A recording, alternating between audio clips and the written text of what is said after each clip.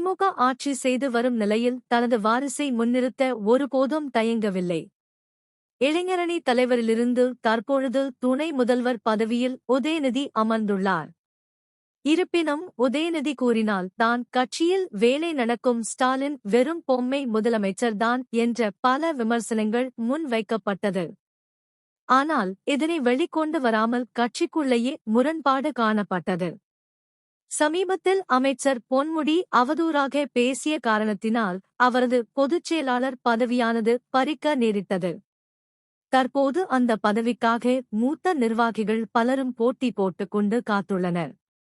ஆனால் உதயநிதி ஆதரவாளர்கள் அவருக்கு அந்த பொறுப்பு கொடுக்க வேண்டும் என கேட்டு வருகின்றனர்.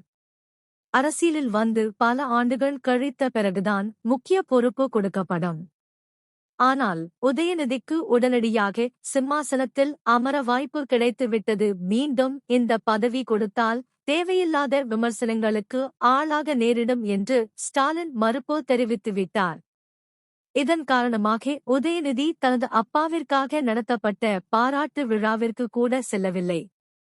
மேற்கொண்டு கட்சி ஆலோசனைக் கூட்டத்திலும் கலந்து கொள்ளாமல் எதிர்ப்பு தெரிவிப்பதாக கூறுகின்றனர். தற்போது இந்த உட்கட்சி கோஷ்டி மோதலால் அப்பா மகன் இருவருக்கும் புகைச்சல் உண்டாகியுள்ளது.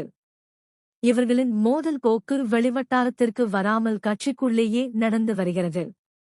தற்போது அரசியலுக்குள் வந்துவிட்டு மூத்த நிர்வாகிகளுக்கு கிடைக்க வேண்டிய இலக்காக்களை ஒதுக்காமல் தனக்கே கிடைக்க வேண்டும் என நினைக்கும் உதயநிதி மீது கட்சி நிர்வாகிகள் அதிருப்தியில் உள்ளனர்.